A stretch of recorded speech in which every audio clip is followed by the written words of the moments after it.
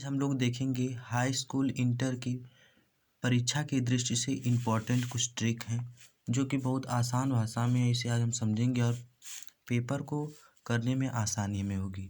तो देखेंगे कि परीक्षा का जो पेपर होता है, एग्ज़ाम पेपर होता है, वो 3 खंडों में विभाजित होता है। अ, ब व स।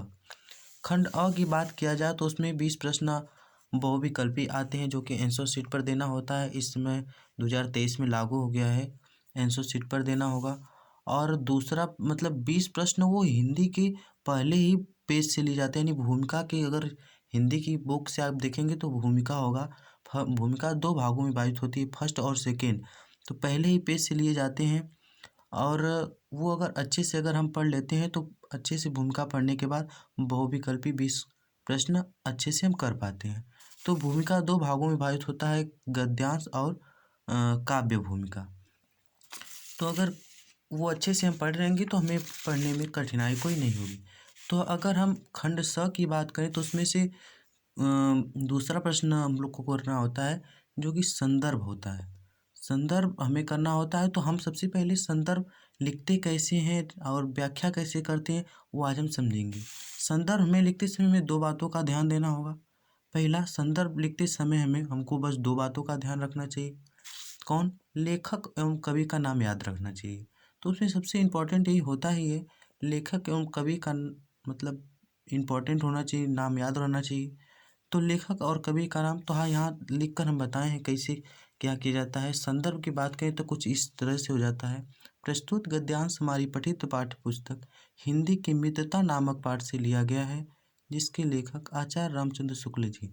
मतलब ये हिंदी के हाई स्कूल के हिंदी के फर्स्ट चैप्टर ही है मित्रता, जिसके लेखक आचार्य रामचंद्र शुक्ल जी।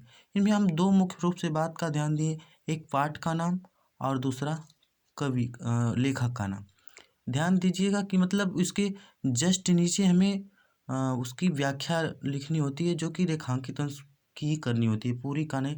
जहाँ तक रेखांकित अंश दिया होता है वहीं इतना ही तक करना होता है। तो अगर दूसरी बात ये करें तो अगर काव्य के संदर्भ की बात करें तो कुछ इस टाइप से हो जाते हैं। अगर काव्य की संदर्भ की बात करें तो कुछ इस टाइप से हो जाते हैं।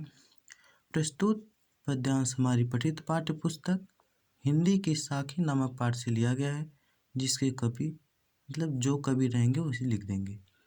तो वहाँ बस पाठ सेम रहेगा, लेकिन लेखक के जगह यहाँ कवि हो जाएगा।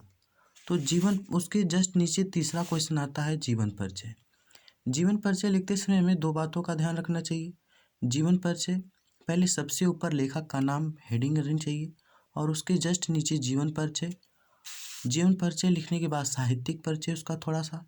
जीवन परिचय में अगर लिखना चाहें तो उनके मतलब जन्म से जो अपना कार्य किए हैं, क्या क्या किए, क्या क्या नहीं, उसमें कहाँ कहाँ तक अपना स्टडी किए, कहाँ कहाँ तक वो पहुँचे, उसमें सब लिखना होता है। लेकिन प्रमुख रचनाएँ की बात किया जाए तो उनकी कुछ मुख्य रचनाएँ होती हैं, तो उनको हमें मतलब लिखना होता है कम से कम 2 3 4, और उनके क्या-क्या नाटक हैं वो लिखना चाहिए। और उसकी भाषा शैली, यहाँ 4 हेडिंगें डालनी होती है जो कि 1 डेढ़ पन्ने में आराम से उसको मैनेज कर लेते हैं। फिर बात करें तो चौथा क्वेश्चन आता है संस्कृत से। संस्कृत में हमें संदर्भ लिखना होता है जो कि संदर्भ कुछ इस टाइप से होता है। प्रस्तुत गद्यांश हमारी पठित पाठ्य पुस्तक हिंदी के संस्कृत नामक पाठ से लिया है। जिस पाठ से लिया गया उसका नाम लिखकर छोड़ दिया जाता है, क्योंकि इसमें से लेखक और कवि भी कोई होते नहीं हैं कि उसमें चैप्टर का नाम ही लिखा जाता है। और उसके बाद देखें तो उसमें अनुवाद भी करने के लिए आता है, तो कुछ अनुवाद भी करना होता है हमको।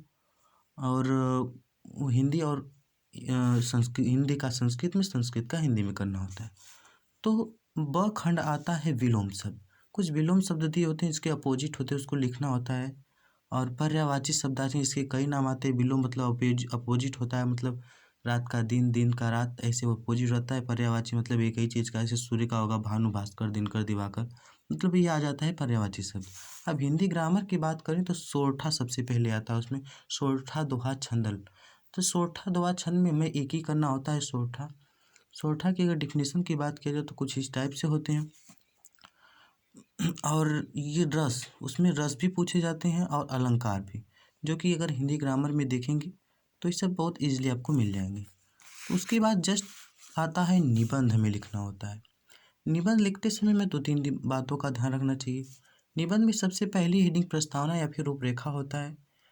उसके अंतर्गत पहली हेडिंग जैसे पर्यावरण हम यहाँ लिए हैं, तो पर्यावरण का अर्थ क्या होता है, किन शब्दों से मिलकर बना होता है। जैसे परिधन, आवरण, तो पर्यावरण किन शब्दों से मिलकर बना होता है। और पर्यावरण से में हानि, पर्यावरण से लाभ, और लास्ट में सबसे उपसंहार लिखा जाता है। उपसंहार का मतलब होता है ये तीनों चारों हेडिंग का मिक्स वहाँ पर लिखा जाता है, जो कि इतना अगर कर लेते हैं आप, तो ईजिली किसी पेपर को करने में कोई कठिनाई नहीं होती है।